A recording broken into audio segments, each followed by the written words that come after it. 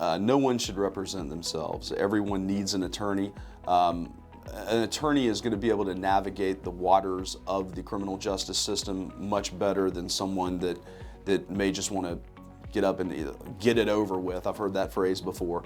I just want to get it over with. Well, that's fine and good if you decided, hey, I did this, I want to plead guilty, I want to move on with my life. That's all good and fine. However, there's things that I can do as an attorney that you don't know about to mitigate whatever kind of sentence that may come down. So that's why everyone needs an attorney, regardless of whether it's my firm or even the public defender's office. You need a criminal attorney that knows what's going on. I mean, obviously, you're not going to hire a foot doctor to give you open heart surgery the same way you wouldn't want to hire a wills, trust, and estate lawyer to navigate your criminal matter. My firm practices all kinds of criminal defense. A lot of that focus, though, is on people charged with driving while impaired, DWI, in North Carolina.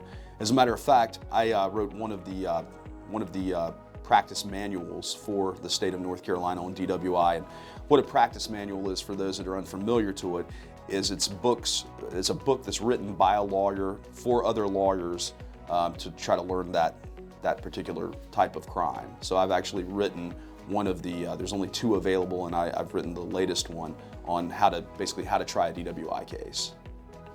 You should hire me as your criminal defense attorney because of one word: experience. I've got the experience to do the job. I have successfully tried more cases than I can count in front of judges, in front of juries. I've even taken a few matters up to the Court of Appeals in North Carolina and had successful results there. We've been through every stage of all the different types of things. As far as the DWI representation goes, not only have I written one of the practice manuals that teaches other attorneys how to try DWI cases, but I've also been through the same classes that the police officers go through to determine the standardized field sobriety tests.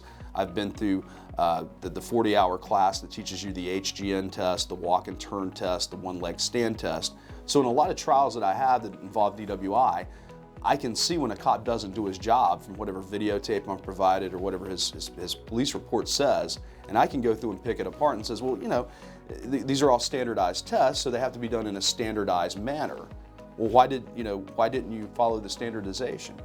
Like a few weeks ago when I had a jury trial involving the lack of the officer's ability to follow standardization in these tests, I compared it to making a Whopper at Burger King.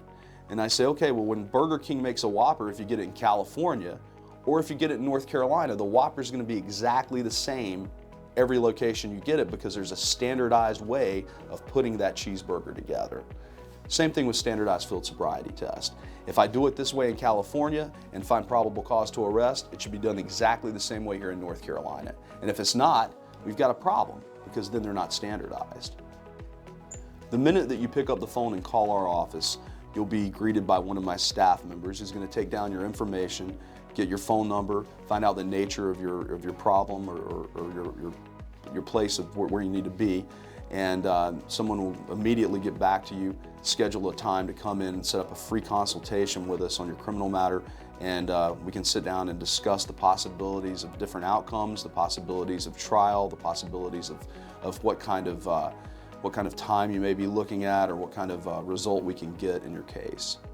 The amount of personal detail that this firm puts in every single person's case that comes through the door is something that I have to put my stamp of approval on. So I'm there through every process of everything involving your case, from the moment you step in the door until the moment that your case is done.